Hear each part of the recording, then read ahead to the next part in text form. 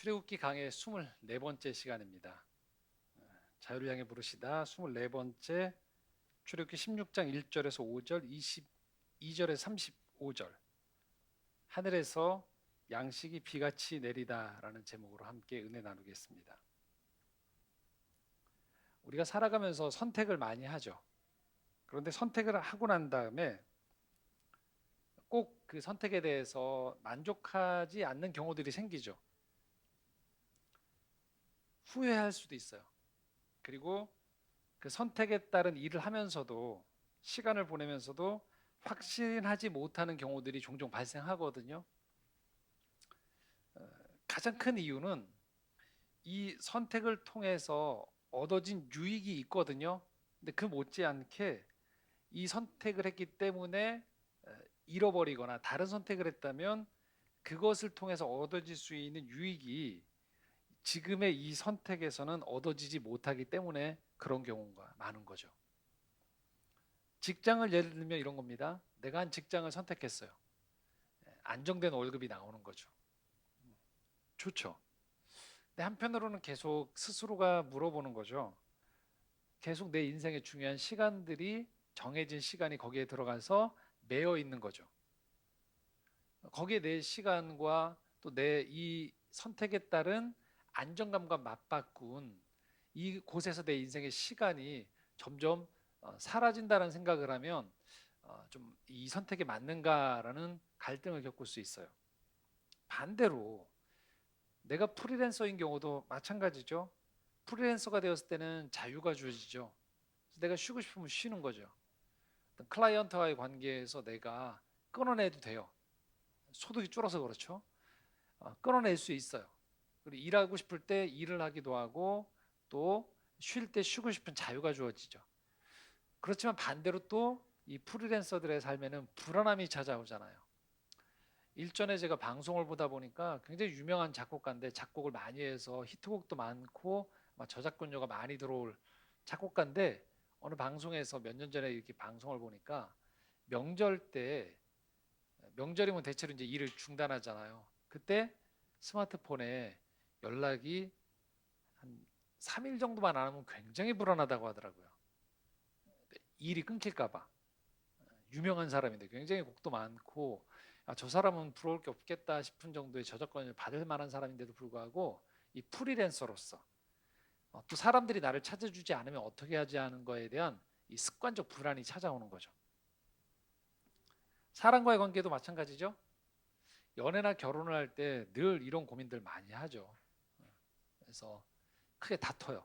그러면 꼭 마음속에 스물스물 올라온 생각이 저 사람이 맞나라는 생각을 하게 돼요. 왜냐하면 지금 만나는 사람이 결코 완벽하지 않기 때문에 우리는 그 사람과의 관계 속에서 부족함이 드러날 수밖에 없거든요. 그 부족함 속에서 이 내가 했던 선택에 대한 잘했나 못했는가에 대한 생각들을 자기도 모르게 계속 하게 되는 거예요. 이건 신앙생활에서도 동일합니다. 신앙생활을 하면 우리가 명심해야 되는 것이요. 우리가 신앙을 가졌을 때 신앙을 갖지 않은 분들에 비해서 모든 면에서 다 나아지고 우월하고 또 내 개인적으로도 이전보다 훨씬 모든 면들이 다 나아지느냐? 그렇지 않을 수 있다는 걸 우리가 알고 있는 거죠. 내 주변에 신앙이 없는 분들이 훨씬 잘 되고 있는 경우들이 많아요. 그리고 내 개인적으로 자기 스스로를 돌아보았을 때에도 중간에 믿으신 분들, 전도를 받거나 어떤 결단에서 교회를 나오신 분들이 자기 인생을 성인이 돼서 믿으신 분들은 돌아보면 내가 교회를 다니기 신앙생활을 할 때보다 이전이 어떤 부분으로 더 나았다고 생각하는 부분들이 있을 수 있다는 거예요. 그렇기 때문에 지금 이 자리에서 예배 드리면서도 누군가는 나의 이 신앙인으로서의 이 선택에 대해서 갈등하거나 맞는가 하는 생각들을 충분히 가지며 살아갈 수 있는 거죠. 그렇기 때문에 우리가 선택을 할 때 그리고 신앙을 갖는다라는 건 이것을 통해서 우리가 정확하게 구체적으로 무엇을 얻는지를 알아야 돼요. 그래야지 얻지 못한 것들이 그 얻지 못한 것들에 의해서 내 선택이 흔들리지 않는 걸 경험하기 때문에 그렇습니다. 자, 이스라엘 백성들이요 지금 광야로 나왔단 말이죠. 그러면서 이들이 지금 불평을 하고 있습니다. 오늘 말씀 16장 1절에 3절입니다. 함께 읽겠습니다. 이스라엘 자손의 온 회중이 엘림에서 떠나 엘림과 시내산 사이에 있는 신광야에 이르니 애굽에서 나온 후 둘째 달 15일이라. 이스라엘 자손 온 회중이 그 광야에서 모세와 아론을 원망하여 이스라엘 자손이 그들에게 이르되 우리가 애굽 땅에서 고기 가마 곁에 앉아 있던 때와 떡을 배불리 먹던 때에 여호와의 손에 죽었더라면 좋았을 것을 너희가 이 광야로 우리를 인도해 내어 온 회중이 줄여 죽게 하는도다. 광야로 나왔더니 지난주에는 물의 문제였죠. 이번 주에는 음식의 문제인 거예요. 음식이 정말 못하다는 거예요. 그래서 애굽에서 고기 먹었던 게 훨씬 좋다.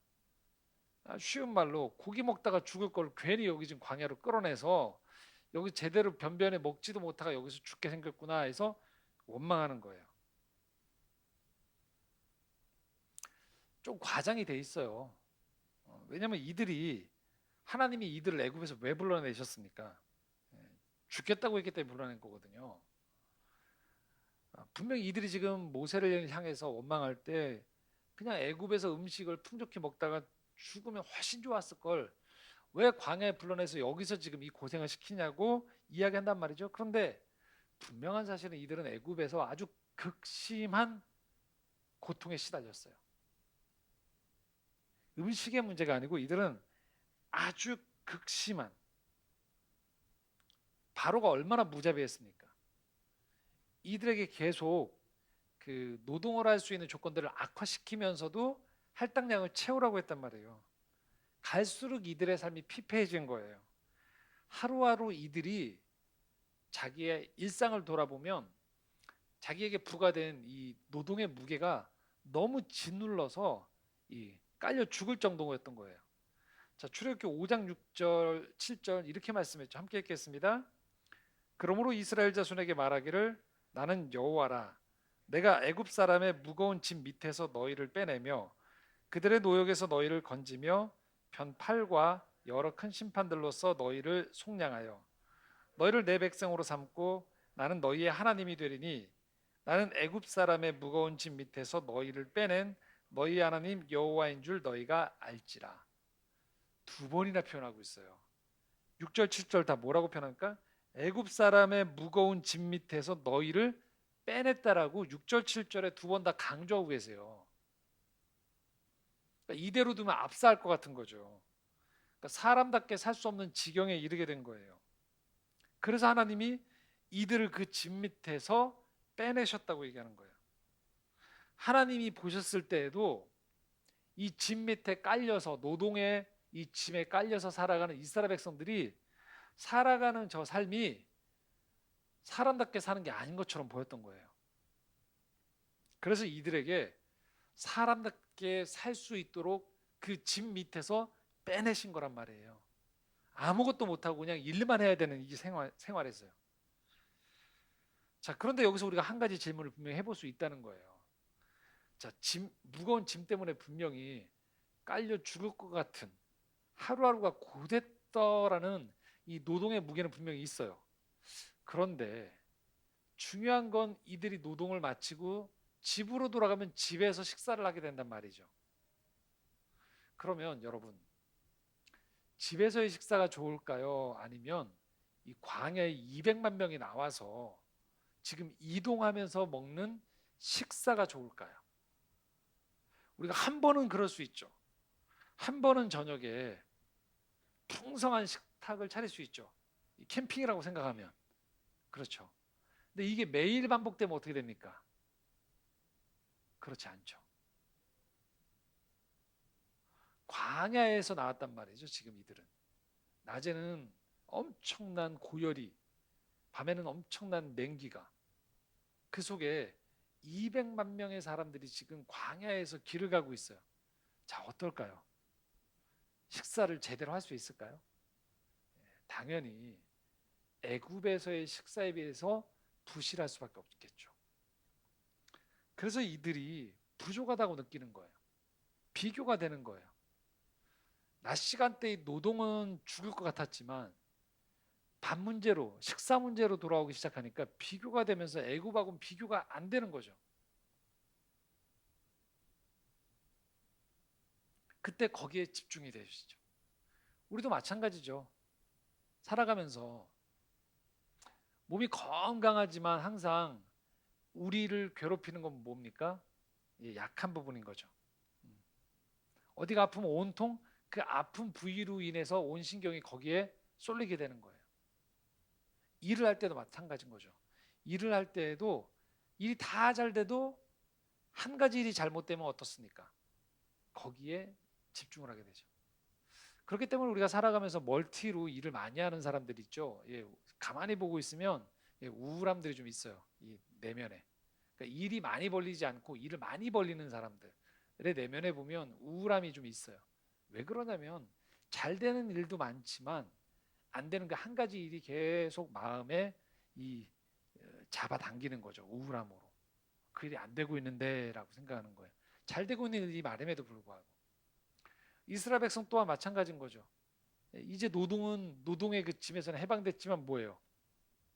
이제 먹거리가 지금 부족하기 시작하니까 온통 신경이 거기에 쏠리면서 세상 불행한 사람이 우리밖에 없다라고 생각하는 지경까지 이제 몰고 가지는 거죠. 그 원망이 나오는 거예요. 자, 이들의 원망은 그렇기 때문에 일정 부분은 합당해요. 그럴 만하다라는 거죠. 이들이 원망했을 때 하나님은 이들의 원망 자체를 지금 바로 탓하지 않으세요. 그리고 모세를 통해서 이렇게 답을 주십니다. 4절 5절입니다. 함께 읽겠습니다. 그때 여호와께서 모세에게 이르시되 보라 내가 너희를 위하여 하늘에서 양식을 비같이 내리리니 백성이 나가서 일용할 것을 날마다 거둘 것이라. 이같이 하여 그들이 내 율법을 준행하나 아니하나 내가 시험하리라. 여섯째 날에는 그들이 그 거둔 것을 준비할지니 날마다 거두던 것에 갑절이 되리라. 자, 여기 지금 세 가지 얘기를 하세요. 첫 번째는 뭐냐면요. 너희를 위해서 양식을 하늘에서 비같이 내려준다고 얘기해요. 두 번째는 그 비같이 내리는 이 양식이 일용할 양식이라는 거예요. 그날 먹을 만큼의 분량의 양식을 내려주시겠다라고 얘기하는 거예요. 그리고 6일째는 7일째를 염두에 둬서 7일이 안식일이죠. 7일째를 염두에 둬서 두 배로 음식을 하늘에서 내려주시겠다고 얘기한 거예요. 이 바로가 통치했던 애굽에서의 삶과 대비되는 하나님의 방식을 지금 하나님이 보여주시는 거예요. 자, 보통 우리가 일상을 살아갈 때 양식은 땅에서 올라오는 거예요. 땅에서 내가 땀을 흘려야 돼요. 그래야지만 얻어지는 거예요. 바로와의 관계에서는 어땠습니까? 땅에서 땀을 흘려야지만 거기에 합당한 품삯으로서 음식을 먹을 수 있게 되는 거예요. 거래인 거죠, 일종의. 그런데 하나님께서 명백하게 지금 바로가 땅을 통해서 땀을 흘려야지만 얻을 수 있던 양식을 하늘에서 은혜로 우리에게 주셨다라고 얘기하고 있어요. 하늘에서 주시는 거예요. 하나님이 주신다라는 것들에 대한 명백한 사인인 거예요. 바로가 정해놓은 노동량을 지켜야지만 굶지 않을 수 있다는 게 아니고 하나님이 선택한 사람들의 하루하루의 삶에서 필요한 것들을 하늘로부터 공급해 주시겠다고 얘기하는 거예요. 두 번째는 일용할 양식을 날마다 주시겠다고 얘기해요. 그러니까 바로는요. 만약 오늘 하루 내가 일을 하지 않으면 당장에 채찍질이 오는 거예요. 그리고 그 하루는 굶어야 되는 거예요. 빠져나갈 수가 없어요. 일을 무조건 해야 되는 거예요. 하루를 아침에 일어나서 쳐다보면 내가 해야 되는 노동으로 그냥 가득 차 있는 거예요. 이걸 하지 않으면 나는 살 가치가 없는 존재가 되는 것이죠. 근데 하나님이 이들을 광야로 불러내셔서 하루하루의 삶에 하늘에서 비같이 양식을 내리신다는 건 뭐냐면 이들에게 하루는 더 이상 노동의 무게로 짓눌려서 살아가기 위한 노동 뒤에 약간의 그 다음날 노동을 위한 휴식이 주어지는 게 아닌 하루하루가 자유인으로서 살 시간이 이들에게 확보됐다는 걸 말하는 거예요. 하루라는 게 그런 거라는 거예요. 하루가 이들에게 선물인 거예요. 바로와 함께 있었던 애굽에서의 삶은 하루가 의무인 거예요. 살아내기 위한 의무였던 거예요. 그런데 하나님의 인도함 속에 나온 이들에게 하루는 오늘 주어진 하루가 선물이라는 인식이 이들에게 주어지는 거예요. 그리고 하루하루만큼의 살아갈 것들을 하나님께서 공급해 주시겠다라는 거예요. 매일매일만큼의 이스라엘 백성들에게는 자유와 평안이 선물로 주어진다는 거예요. 그 하루만큼의. 세 번째, 단 6일째에는 2배로 주겠다고 얘기하시는 거예요. 그것은 인생에서 안식이 필요하다라는 거예요. 그러니까 이 6째 날에서 7째로 넘어갈 때 7째 날에는 음식을 하늘에서 온 음식들을 주우러 나가는 노동도 하지 않아도 될 정도로 2배로 6일째 줄 테니 그 6일째 받았던 양식을 가지고 7일째 쉬면서 먹으라고 이야기하시는 거예요. 바로에게는 쉼이 없어요. 바로와의 치하에서는요. 끊임없이 생산성에 착취가 있는 거예요. 더 내놔라라고 얘기하는 거예요. 그런데 하나님께서 지금 이렇게 말씀하시는 거예요. 하루쯤은 쉬어도 됐다. 쉬어라. 그리고 하나님이 지금 말씀하시는 건 4절에 이같이 하여 내 율법을 준행하나 내가 시험하겠다고 얘기하시는 거예요. 이 하나님의 하늘 법칙을 받아들일지를 내가 지켜보겠다는 거예요. 자, 이것은요.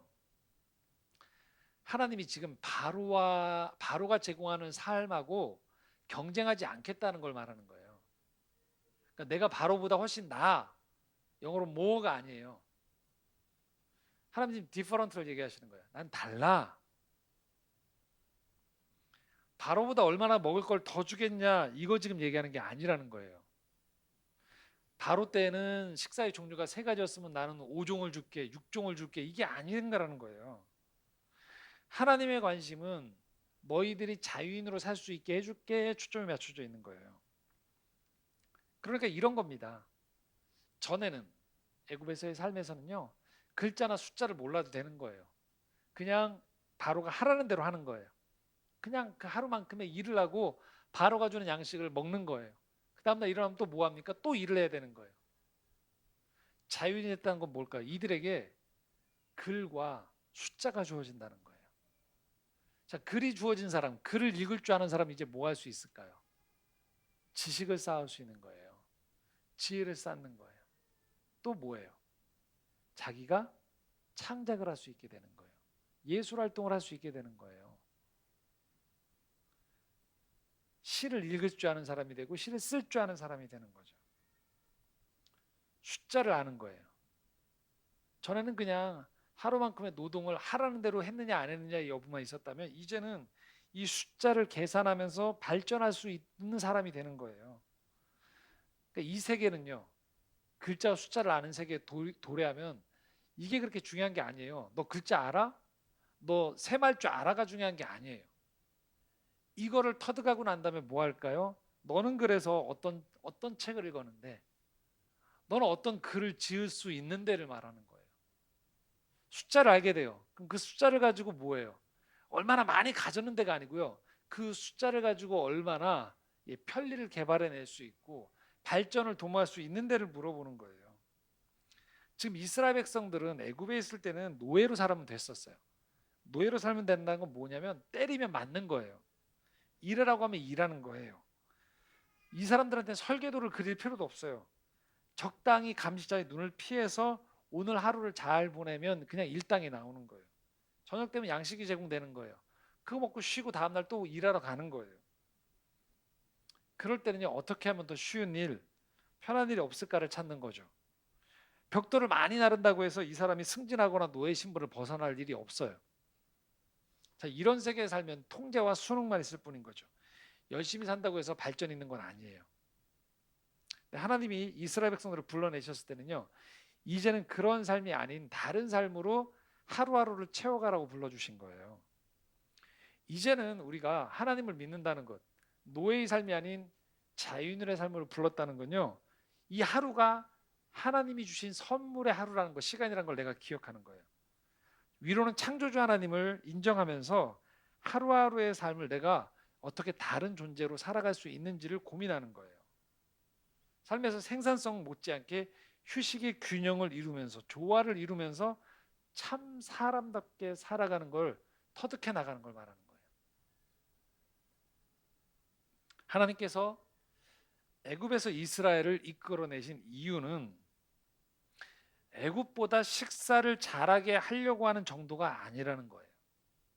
이 말은 다르게 말하면 광야 생활을 하는 동안만큼은, 그러니까 광야 생활을 넘어서 가나안 땅에 들어가기 전에 이 과정 가운데에서는 애굽보다 식사가 못할 수도 있다는 걸 말하는 거예요.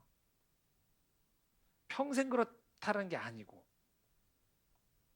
광야 생활을 하는 동안에는 지금 노예의 삶에서 온전한 자유인이 되어지고 신분이 되어지고 거주할 땅, 가나안 땅으로 들어가는 과정 가운데에서는 일시적으로 애굽보다 식사가 못할 수 있다는 거죠. 또 하나 중요한 거. 그리고 이들이 지금 만나를 얼마 동안 먹게 되어지느냐. 35절 말씀인데 한번 같이 읽겠습니다. 사람이 사는 땅에 이르기까지 이스라엘 자손이 40년 동안 만나를 먹었으니 곧 가나안 땅 접경에 이르기까지 그들이 만나를 먹었더라. 몇 년 먹었다고요? 네, 40년이. 그러니까 메뉴가 안 바뀌는 거예요, 여러분. 40년을 만나를 먹는 거예요. 네. 제가 묵상을 하면서 그 생각을 해봤어요. 예전에 한 목사님이 이 설교하시면서 그 얘기 하셨거든요. 자기는 인생에서 정말 한번 먹어봤으면 좋겠는 게 만나라고. 왜냐하면 이건 하나님이 직접 만드신 음식이잖아요.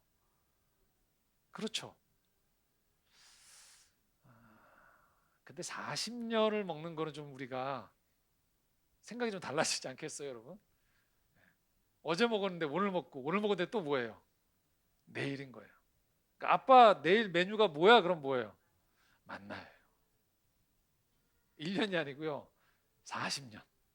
어떨까요? 그러니까 최소한 이스라엘 백성들이 메뉴에 있어서는 애굽보다 못하다는 거예요. 그렇지 않겠습니까? 단일 품목이에요. 선택이 없어요. 자유가.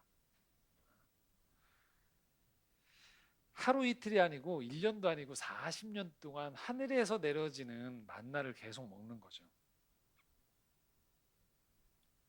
근데 성경은 이게 하나님의 은혜라고 얘기하고 있어요.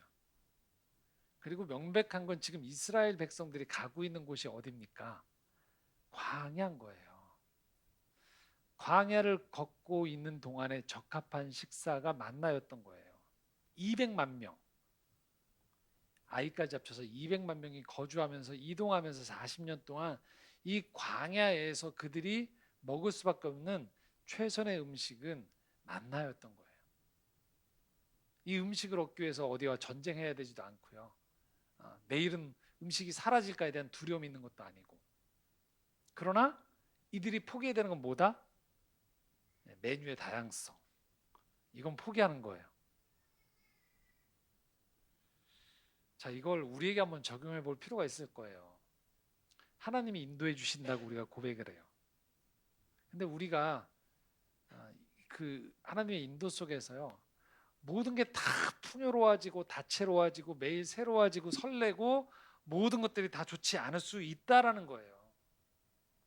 그러니까 애굽에 비교했을 때 뭐가 빠지는 게 있을 수 있다는 거예요. 비교했을 때. 이게 영원하진 않지만 내 지금 인생의 어떤 변환기 또는 어떤 부분들에 대한 이 부분들에 대해서 내가 필요를 채우고 있을 때에 이게 하나님의 인도인 거예요.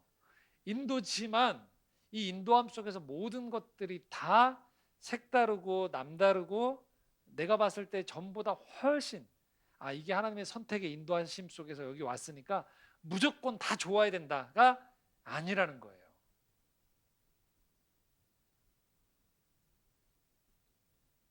근데 우리는 이 광야 속에 살면서도 하나님의 인도함으로 어떤 선택을 했을 때에도 끊임없이 사실 애굽을 돌아보죠.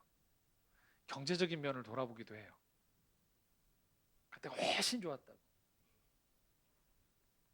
건강도 그럴 수 있어요. 관계도 그럴 수 있어요. 또 마음도 그럴 수 있어요. 그러니까 어떤 중요한 직책을 감당할 때 그 직책에서 오는 마음의 부담이 있을 수 있단 말이에요. 막 룰루랄라 무조건 막 기쁘고 행복하고 평안하고 그러지 않을 수 있다는 거죠. 지혜로움에 대해서도 마찬가지인 거죠. 마찬가지로 우리가 인도함을 통해서 어느 곳에 갔어요. 그런데 어떻습니까?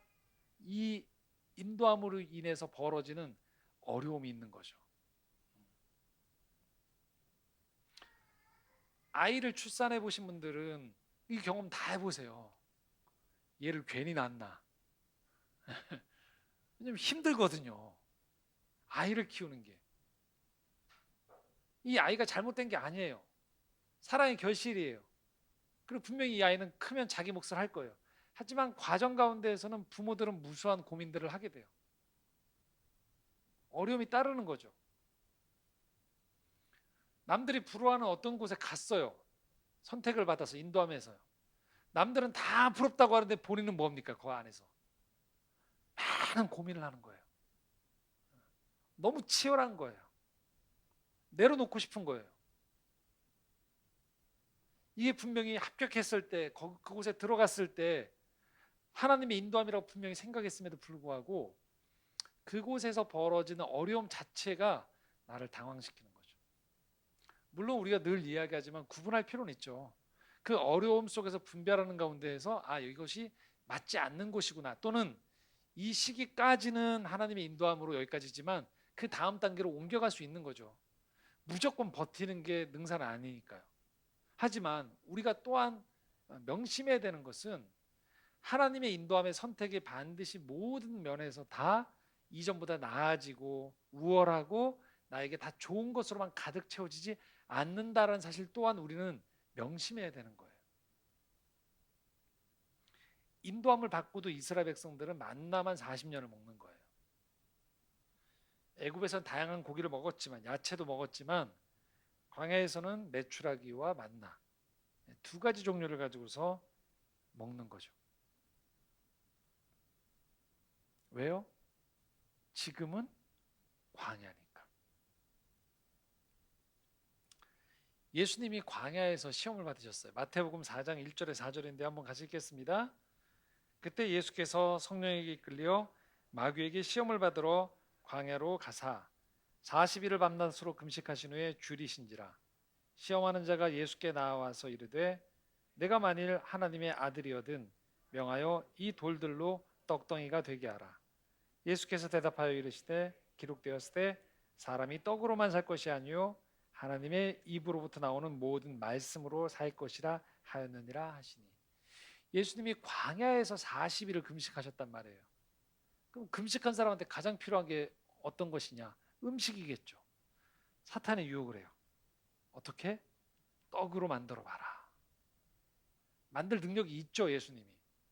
그런데 어떻습니까? 거절하세요. 하나님의 말씀, 하나님의 뜻으로 사는 게 훨씬 중요하다. 지금 필요한 것, 이 순간만큼은 광야 40일의 이 시험 끝에 공생의 시작 전에 지금 필요한 건 떡이 아니라고 얘기하세요. 근데 여기서 우리가 두 가지를 유념해야 된다는 거예요. 예수님이 40일 음식을 못 드셨던 거예요. 그러니까 지금 제일 필요한 게 표면적으로 뭐가 돼야 됩니까? 음식이라고요. 근데 음식을 지금 사탄이 만들 수 있는 능력이 있으니까 만들어 봐라고 할 때 예수님 뭐라고 합니까? 안 만드시겠다고 해요. 이건 뭘 의미하냐면 또다시 허기진 상태라는 거예요. 당장 안 먹겠다는 건 40일 굶었는데 계속 지금 이 허기를 일정 기간 유지해야 된다는 얘기인 거예요. 근데 놀라운 사실은 지금 이렇게 예수님이 허기짐 속에서 벌어진 사탄의 유혹이 왔는데요. 이 상황이 어떤 상황이냐? 1절 말씀을 보십시오. 이렇게 써 있어요. 성령에 이끌려 마귀에게 시험을 받으러 광야로 갔다고 나와요. 성령의 인도함을 받았다는 거예요. 하나님의 인도함을 받은 곳에 갔는데 그곳에서 광야에서 누가 유혹을 하고 있는 거예요? 예, 마귀가 유혹을 하고 있는 거란 말이에요.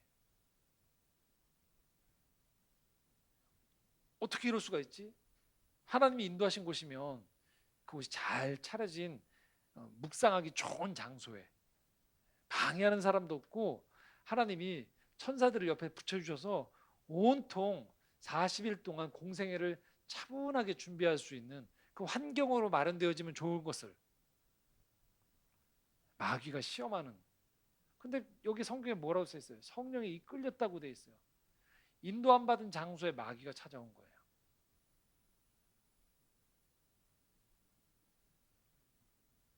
또한 예수님의 공생애를 돌아보십시오. 예수님의 생애를 돌아보시면요, 우리가 오해하시면 안 되는 게 예수님이 공적 생애를 하시는 동안에 사람들이 가는 곳, 예수님이 가시는 곳마다 병자들이 몰려오고 사람들이 예수님 말씀을 경청하러 돌아왔단 말이에요. 그럼 우리가 생각하기에 그렇게 예수님이 사람들의 환호를 받으니까 예수님이 저녁 되면 각 집마다 예수님을 초청해서 우리 집에 머무세요 할 것 같지만 그렇지 않았다라는 거예요. 마태복음 8장 20절에 예수님이 이렇게 말씀하세요. 함께 읽겠습니다.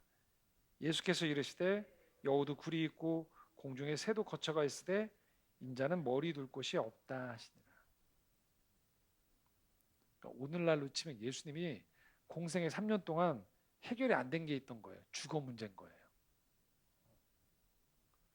그냥 공중에 날아다니는 새나 저 들에 있는 여우도 굴이 있어요. 저녁 되면 들어갈 때가 있는 거예요. 근데 예수님은 머리 둘 곳이 없다고 얘기하셨어요. 그러니까 주거 환경이 굉장히 불규칙하셨던 것이죠.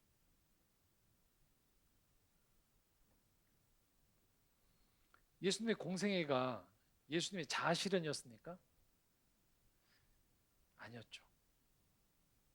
꼭 하셔야 되는 3년의 시간이었어요.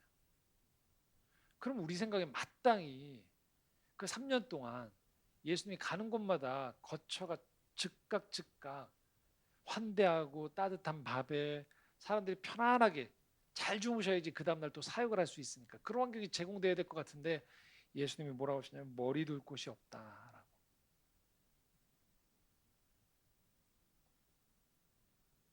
그럴 수 있다는 거예요. 하나님 뜻대로 살아가도 부족할 수 있어요. 모자랄 수 있어요. 불편할 수 있어요. 그리고 힘들 수 있어요. 그렇지만 그 속에서 이스라엘은 광야 속에서 이제 애굽왕 바로의 명령에 그냥 노예처럼 살아가는 것이 아닌 하나님을 경외하는 백성으로서 하나님의 뜻에 따라서 자유함과 평안함 또 함께 거룩한 공동체를 이뤄 나가는 법을 이제 이들은 배워 나가는 거예요. 그래서 초창기에 지금 이스라엘 백성들의 이 출애굽 초창기에는 이들이 원망할 때 하나님이 책망하지 않으세요. 뒤로 갈수록 이들이 원망할수록 하나님이 이들을 책망하세요. 훈련시키시는 거예요. 마치 어린아이들이 가장 그 어린아이인 상태. 그러니까 지금 성결이가 제일 인생의 황금기인 거죠. 울든 뭐 부수든 다 귀하잖아요. 그냥 바닥에 굴러만 다녀도 이쁘다고 하고 주는 거 먹기만 해도 귀하죠. 근데 어떻습니까? 점점 아이들이 커가면 커갈수록 식사 예절을 배워야 되고요. 좀 더 크면 뭐 합니까? 자기 먹을 걸 자기가 챙겨야죠. 벌어와야죠. 그것에 머무는 것이 아니라 남까지 챙겨주기 시작해야 돼요. 점점 배워가는 거예요. 광야에서 자유인으로서 창조인으로서 살아가는 법들을 배워가는 거예요. 애굽에서의 삶보다 못하게 사는 걸 당연하게 여기라는 게 아니에요. 모든 게 다 나빠진다는 의미가 아닌 거죠. 애굽에서는 전혀 그럴 수 없는 일들, 그게 광야로 나오면서 자유인이 되면 가능해진다는 거예요. 삶의 평안이 찾아오는 거예요. 자유가 주어져요. 쉼이 있어요. 안식이 있는 거예요. 그리고 공동체가 있는 거예요.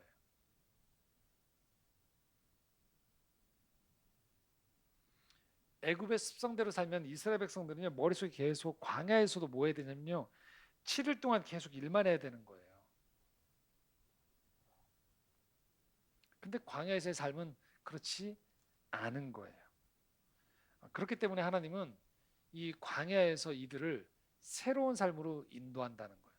이전에 절대 이들의 삶에 끼어들 수 없었던 것, 그러나 꼭 있어야 되는 것, 안식이죠. 그리고 맡김에 의한 평안인 거예요. 자, 22절부터 26절까지 함께 읽겠습니다. 여섯째 날에는 각 사람이 갑절의 식물 곧 하나에 두 오매씩 거둔지라. 회중의 모든 지도자가 와서 모세에게 알림해 모세가 그들에게 이르되 여호와께서 이같이 말씀하셨느니라. 내일은 휴일이니 여호와께 거룩한 안식일이라.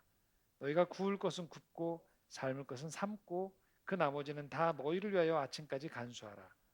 그들이 모세의 명령대로 아침까지 간수하였으나 냄새도 나지 아니하고 벌레도 생기지 아니한지라. 모세가 이르되 오늘은 그것을 먹으라. 오늘은 여호와의 안식일인즉 오늘은 너희가 들에서 그것을 얻지 못하리라. 여세 동안은 너희가 그것을 거두되 일곱째 날은 안식일인즉 그날에는 없으리라 하였으나.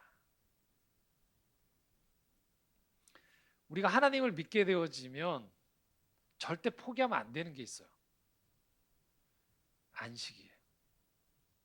영혼의 평안인 거예요. 불안한 삶을 당연하게 여기는 게 아니에요. 평안이 우리에게 주어진 선물인 거예요.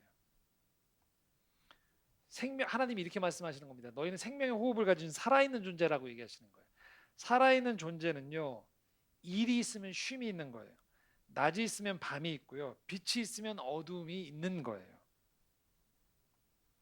그 속에서 우린 살아가는 거예요. 무조건 그 모으기만 하는 게 아닌 거예요. 나누기도 하는 거예요. 달려가기만 하는 게 아니고요, 멈춰서 앉아 있기도 하는 거예요. 눕기도 하는 거예요. 우린 그걸 계속 배우는 거예요. 주일에 예배를 드린다는 건 바로 이건 거죠. 6일 동안에 내 패턴을 뭐 한 거예요? 정지시키는 거예요. 본래의 내 삶이 무엇인지를 깨닫게 해주는 거예요. 예배를 드린다는 행위는요. 헌금을 드린다는 건 뭡니까? 무조건 모아서 가두는 것이 아니고 드리고 나누는 것들이 우리 인생에 마땅히 주어진 사람이 할 수 있는 자유라는 것들을 알려주시는 거예요. 관계가 그런 거예요. 긴장하고 경쟁하는 관계만이 아니고요. 내 부족함과 허물을 나눌 수도 있고요. 도움을 청할 수도 있는 것이 살아있는 존재들이 할 수 있는 거라는 거예요. 그러므로 광야는 애굽에서 경험하지 않았던 것들을 우리가 배워나가는 거예요. 하나님의 손을 잡고서 참 자유를 배우는 인생학교에 입학한 거예요. 이 속에서 우리는 점점 하나님이 허락하신 선물들을 경험하는 거죠. 그리고 이 광야에는 특별히 예비된 것들이 있는 거예요. 31절부터 33절입니다. 함께 읽겠습니다. 이스라엘 족속이 그 이름을 만나라 하였으며 가시같이 희고 맛은 꿀 섞은 과자 같았더라. 모세가 이르되 여호와께서 이같이 명령하시기를 이것을 오멜에 채워서 너희의 대대 후손을 위하여 간수하라. 이는 내가 너희를 애굽 땅에서 인도하여 낼 때에 광야에서 너희에게 먹인 양식을 그들에게 보이기 위함이니라 하셨다 하고, 또 모세에게 아론에게 이르되 항아리를 가져다가 그 속에 만나 한 오멜을 담아 여호와 앞에 두어 너희 대대로 간수하라. 31절에 뭐라고 얘기합니까? 만나를 얘기하는데요. 설명해줘요. 가시같이 희고 맛은 꿀 섞은 과자 같았더라. 여러분 막 상상이 되시죠? 만나를 본 사람이 아무도 없어요 지금. 그냥 대충 우리는 추론하는 거죠. 꿀 섞은 왜 우리 과자, 미란다라고 하나요? 그런 건가? 가시 같고. 이걸 경험한 사람들 누굴까요? 이거 직접 먹은 사람 누굴까요? 출애굽에 있었던 이스라엘 백성 외에는 아무도 못 먹는 거예요. 물론 지금 아까 저희가 얘기하면서 40년 동안 먹었다고 했죠. 근데 40년 이후에는 못 먹어요. 이건 뭘 말할까요? 광야에서만 먹을 수 있는 음식이었던 거예요. 그리고 32절부터 나온 건 뭐냐면 후대에 이 언약궤 법궤 안에 항아리 안에다가 이거를 샘플로 집어넣으라고 한 거예요. 너희 조상들은 광야에서 이걸 먹었어라고 얘기하는 거예요. 그러니까 이후에 가나안 땅에 들어간 사람은 만나를 먹었을까요? 못 먹었을까요? 못 먹었어요. 가시같이 희고 맛은 꿀 섞은 과자. 이건 오로지 광야를 걷는 사람만 먹는다는 거죠. 그래서 이런 생각을 우리가 충분히 해볼 수 있는 거예요. 우리가 천국에 가요 나중에. 그럼 당연히 이스라엘 백성들이 있을 거 아니에요. 이때 출애굽했던 이스라엘 백성들이. 그 이스라엘 백성들이 이제 무용담을 얘기하는 거죠. 그러면서 우리를 향해서 뭐라고 할까요? 먹어는 봤나 맞나? 너희들이 만나 맛을 아냐? 라고 얘기하시는 거예요. 그 선배들, 믿음의 선조들이 40년 동안 먹을 때는 질렸겠죠. 계속 먹었으니까. 근데 중요한 건 이건 누구만 먹을 수 있는 거예요. 광야를 걷는 이스라엘 백성만 먹을 수 있는 거예요. 그게 광야에서 주어지는 하나님의 특별한 은혜라는 거예요. 우리가 인생을 살아가면서 광야 같은 시기를 걸어요. 그런데 광야 같은 때에만 우리가 먹을 수 있는 만나가 있다라는 거예요. 끝나면 못 먹어요. 그때 훗날에는 게 추억이 되는 거죠. 그냥 간증이 되는 거예요. 기억이 되는 거예요. 근데 그 시기만 경험할 수 있는 거예요. 광야에서만. 각자 자기 인생에서 광야 같은 시절들, 어떤 변환기, 어떤 도전을 해야 되는 시기들, 또 하나님의 인도함을 간절히 바라서 그곳에 갔던 시기들이 있을 거란 말이에요. 지금도 그런 여정을 겪고 계신 분들이 계시고요. 근데 우리가 기억해야 되는 것은 그 속에는 이 만나 같은 하나님의 인도함이 있다는 거예요. 이 광야 시기가 끝나면 다시는 못 먹는 것. 이때만 경험할 수 있는 은혜들. 여러분 주변에 어떻게 이런 좋은 사람이 있지? 여러분들이 힘들기 때문에 하나님의 인도함이 있을 수 있는 거예요. 누군가가 대가 없이 여러분을 지원해주고 후원해주고 밀어주고 있어요. 여러분들이 힘들기 때문에 하나님 붙여주시는 거죠. 어떻게 나한테 이런 일이 당연한 것 같지만 하늘에서 내려주시는 거예요. 양식은요. 특별히 광야를 걸어갈 때. 그러므로 우리가 지금 살펴봐야 되는 건 자기 인생을 돌아보면 살펴봐야 되는 것은 주변을 돌아보면서 저 사람에게 있는 것이 나에게 없는 것, 또 저 사람 없는데 나한테 있다고 해서 성공한 것처럼 이게 아닌 거예요. 오늘 우리 인생 광야 가운데에서 우리를 자유인으로 인도하신 하나님의 인도하심 속에서 우리가 어떤 걸음을 걷느냐, 나에게 주어진 하루를 우리가 어떤 마음으로 살아가느냐, 또 이 광야 때에만 먹을 수 있는 이 만나 같은 하나님의 인도하심 속에서 우리가 얼마나 그걸 누리면서 살아갈 수 있느냐의 그 과제가 우리에게 주어져 있는 거예요. 우리 지금 광야 학교에 입학했기 때문입니다. 오늘도 하나님께서 여러분에게 하늘로부터 그 양식을 내려주심을 기억하면서 하나님과 동행하는 한 주 되시기를 소망합니다. 기도하겠습니다. 하나님 아버지, 애굽에서의 삶이 아닌 광야로 우리를 자유인으로 불러주셨음에도 불구하고 오늘 우리의 시선에는 또 채워지지 않는 것들, 부족한 것들로 인해서 우리가 감사를 잃어버리고 또 우리 안에서 하나님의 인도하심이 아닐지도 모른다라는 불안감이 우리를 휘감을 수 있음을 봅니다. 그러나 하나님이 오늘 내려주시는 그 만나가 있기에 내 삶이 광야 가운데서도 자유인으로서 한 걸음 한 걸음 서나감을 배워감을 봅니다. 감사합니다, 주님. 또 함께 하심에 우리가 어렵지만 이 광야 같은 세상 속에서 믿음의 사람으로서 성장하고 성숙할 수 있도록 인도하여 주시옵소서. 감사드리오며 예수 그리스도 이름으로 기도드립니다.